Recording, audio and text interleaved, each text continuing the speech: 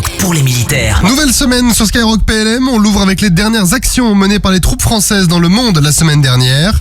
On débute avec l'Afrique. Des instructeurs du 5e régiment intérim d'outre-mer et des moniteurs des gardes-côtes djiboutiens ont conduit une formation commune de combat au corps à corps.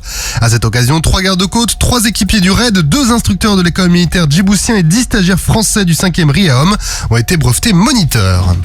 Au Sahel, un détachement des éléments français au Gabon s'est rendu au Tchad au sein des forces françaises au Sahel dans le cadre d'un partenariat militaire opérationnel dans le domaine des troupes aéroportées destinées à 71 militaires de l'armée nationale tchadienne.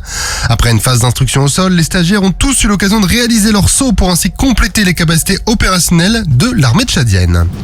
Le patrouilleur de haute mer commandant Biro a lui appareillé d'Abidjan en Côte d'Ivoire pour se rendre à Dakar au Sénégal. Durant sa patrouille, le patrouilleur a reporté les nombreux bâtiments en action de pêche au pays riverain pour assurer une bonne coordination dans le golfe de Guinée avec les marines partenaires. Lors de son escale de 3 jours au Sénégal, l'équipage a mené des actions de coopération avec la marine sénégalaise, en mettant notamment en œuvre la capacité de surveillance maritime embarquée du drone SMDM pour augmenter les possibilités de contrôle des trafics illicites. En mer Rouge, les armées françaises continuent de veiller à la sûreté maritime de Suez à Ormuz. Dans ce cadre, la frégate française déployée sur zone en protection du commerce maritime a détruit la semaine dernière un drone suicide qui menaçait 2 navires civils. À Gaza, l'équipage du bâtiment de soutien et d'assistance métropolitain Loire, qui a été déployé dans le cadre de l'opération Amaltea, a mis le cap vers Toulon. Depuis le 17 mai, en coopération avec les partenaires internationaux, le bâtiment de la Marine nationale a acheminé du fret humanitaire depuis Chypre jusqu'à Gaza par l'intermédiaire d'un ponton flottant construit par l'armée américaine. Au total, 8 rotations maritimes ont permis de délivrer près de 800 tonnes de fret humanitaire international au profit de la population.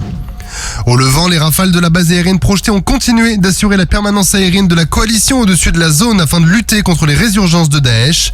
La semaine dernière, ils ont effectué 16 sorties aériennes, des vols qui assurent de nombreuses missions aériennes, notamment de défense et de surveillance de l'espace aérien, de prise d'alerte et de reconnaissance. Et au Liban, une équipe médicale héliportée de la Force Commander Reserve située à Nakoura a mené un exercice d'évacuation de blessés. Ces entraînements réguliers qui simulent des évacuations médicalisées au profit des unités de la Force intérimaire des Nations Unies au Liban vise à garantir une évacuation vers l'aéroport de Beyrouth en moins d'1 heure. Et enfin, le groupe Jeanne d'Arc, l'US Navy et l'US Marine ont uni leurs forces pour conduire un exercice amphibie en baie de Chesapeake. Cet exercice devait permettre de démontrer la capacité significative des armées françaises et américaines à opérer ensemble dans les scénarios militaires complexes et sous faible préavis. Le groupe tactique embarqué, issu de la 9e brigade d'infanterie de marine, en coordination avec ses homologues de l'US Marine Corps, a mené une manœuvre amphibie qui incluait notamment un débarquement suivi de la saisie d'objectifs à l'intérieur des terres. Et à cette occasion, le porte-hélicoptère amphibie Tonnerre a accueilli un hélicoptère MH-60S Seahawk et son détachement d'une trentaine d'aviateurs américains pour échanger avec ce partenaire.